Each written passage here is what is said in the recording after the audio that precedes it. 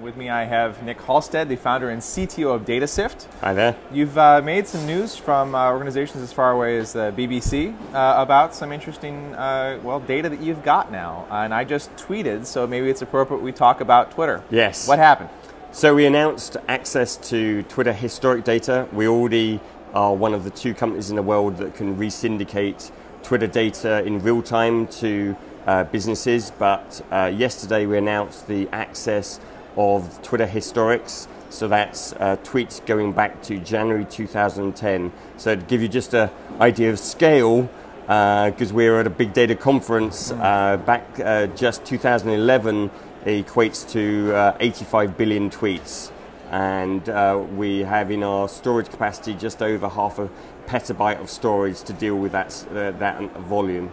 Okay, 85 billion tweets going back to, all right, that's 1 year. That's 1 year's worth. Yes. So 2 years, do the 2 math. years. Obviously, Twitter has been on a massive growth path, so it's obviously less. And this year will be, I think, the quoted number from the CEO was we're now at 1 billion every 3 days. Every 3 days. Okay, Yes. so I think I read that you were taking in 250 million tweets every 24 hours. Does that mean you're actually running behind in terms of them generating? No. So the number is now just about 330 million. So we have to keep up absolutely 100% live. So our customers rely on our real-time product to deliver the data with very little latency. In general, below 200 milliseconds latency.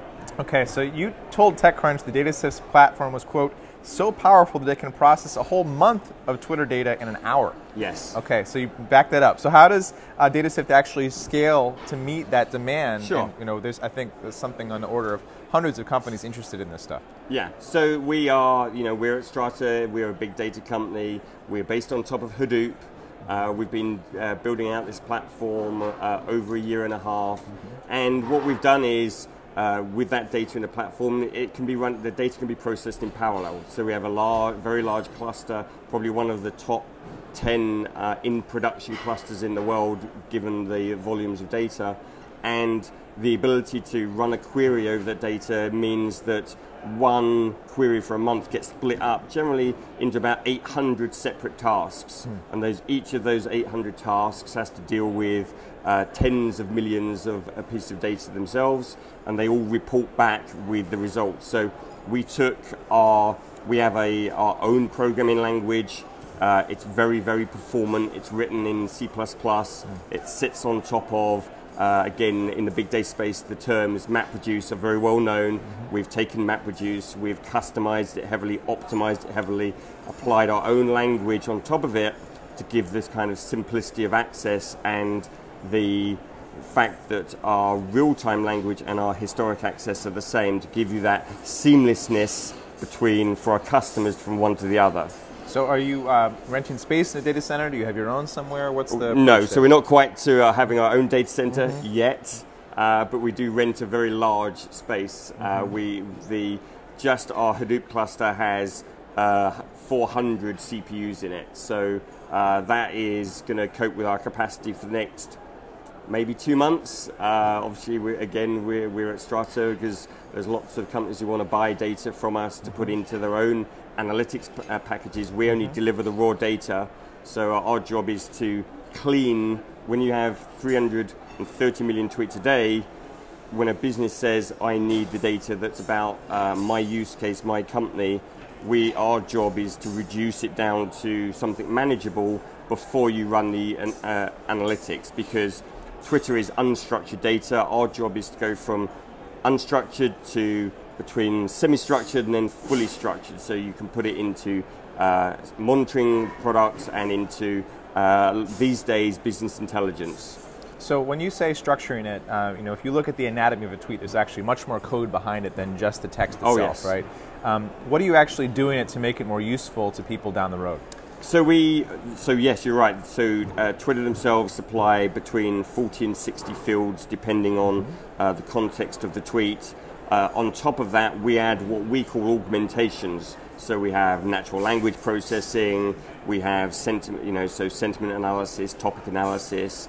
We also look at the language it's actually written in, and a whole lot of other processes. But what's so key is that because our language we're not a search engine. We have this bespoke language that lets you get to all those fields. So the tweet is not the only thing you can play with. You can look into the every one of those fields, be it strings, integers, floats, whatever the kind of the data is. We can manipulate it to allow you to actually curate it how you want. So. I mean, to put it bluntly, just how valuable is this social data? And how does that relate to charging per hour as Amazon EC2 does? So our whole principle of our company is to we are a very specialized platform as a service. We are our own cloud. We don't run in Amazon. The structure we run is very, very custom. It couldn't even run in Amazon given the amount of data that gets transmitted at very low latencies that we require. So the value is really down to the use case. So you can imagine one of the use cases we published yesterday was around analyzing the launch, the announcement of when Research in Motion's CEO changed from 2 to 1. We did an analysis over 2 days that showed the stock price being predicted by the sentiment of Twitter. Now you can imagine how much money that is valued to any of the equity traders, but historics makes the difference because you can't make predictions unless you've got some proof points. So you use the historic data to analyze it, to understand behavior, and then can apply that in real time. Now, you tweet as NIK, for yes. people who are watching. It helps to have a relationship to get that 3-character bit. I managed to get in and have a shorter character limit than some. Have you gone back and looked at all of your tweets way back to then and thought about what you'd like to have listed or not? Yeah, I haven't, to be honest. I should do. I can go all the way back and I can make some word clouds out of what I've spoken. I think that there is obviously people have that desire to go and analyze that data, is to go back and look into their own personal timeline. And obviously we are a platform, so any startup can sign up for a product. That we have hundreds and hundreds of small businesses already using the fact that, like Amazon, we are a scalable pricing model where you can literally start with as low as $100, where you put the money in, it's pay as you go. Only when you get to a certain scale do we have subscriptions that then actually make it cheaper to work for bigger businesses. But yeah. So if I'm a data journalist and I want to go back and to say all the tweets that a politician has released, I can buy that access from DataSift, and it's pay as you go, as they say. Yes. Costing. Yes. So if someone has tweeted, let's say, 1,000 times. How much time would I need to extract that and then do something meaningful with it? So there's 2 elements to the pricing. There is the data processing. We call them DPUs, data processing units. So you use those up based upon the length of the query. And then there's the licensing cost. Obviously, we are there to make Twitter money from the licensing of the tweets. Tweets are charged at 10 cents per 1,000. The cost of the processing per hour and per month is variable based upon a number of factors. So I can't give you like just one number because it's very much, is it an hour, is it a month that you need to look over, but it does scale. If you know where you're looking and that it's only 1 day, it might be a couple of $100 just to do 1 day's worth. So it really does scale. Okay, so last question. Yes. I'll be talking with NIP a little bit later today. They are in a similar kind of space. How does DataSift compare to NIP and what are the differentiators? Well, I'd disagree that we're in the same space. Okay. We are fundamentally 90% of our business is we are data processing.